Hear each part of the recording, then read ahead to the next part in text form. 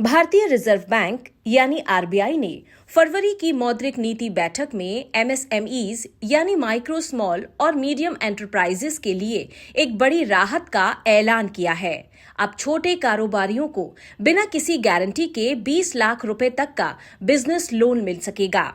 पहले यह सीमा सिर्फ 10 लाख रुपए थी। आरबीआई गवर्नर संजय मल्होत्रा ने बताया कि यह बदलाव पहले से ही नीति का हिस्सा रहा है, लेकिन बहुत से बैंकों और उधार लेने वालों को इसकी सही जानकारी नहीं थी।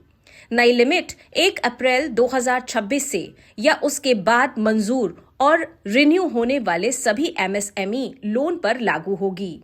इसका मतलब है कि जिन छोटे कारोबारियों के पास गिरवी रखने के लिए संपत्ति नहीं है, उनके लिए बैंक से फंड जुटाना अब पहले से आसान हो जाएगा। इससे मशीन खरीदने, कच्चा माल लेने और बिजनेस बढ़ाने में मदद मिलेगी। वहीं दूसरी तरफ आरबीआई की मौद्रिक नीति समिति ने रेपो रेट को 5.25% पर बरकरार रखने का फैसला किया है। रेपो रेट वही ब्याज दर है जिस पर आरबीआई बैंकों को कर्ज देता है और इसका सीधा असर आम लोगों की ईएमआई पर पड़ता है। रेपो रेट में कोई बदलाव न होने से होम लोन, कार लोन और बिजनेस लोन की किश्तों में फिलहाल कोई नई राहत नहीं मिलेगी।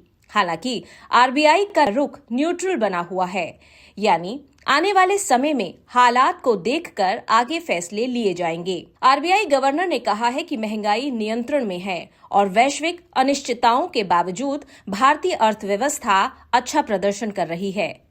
इसके साथ ही आरबीआई ने वित्त वर्ष 2025-2026 के लिए जीडीपी ग्रोथ का अनुमान बढ़ाकर 7.4% कर दिया है, जो देश की अर्थव्यवस्था के लिए एक पॉजिटिव संकेत माना जा रहा है।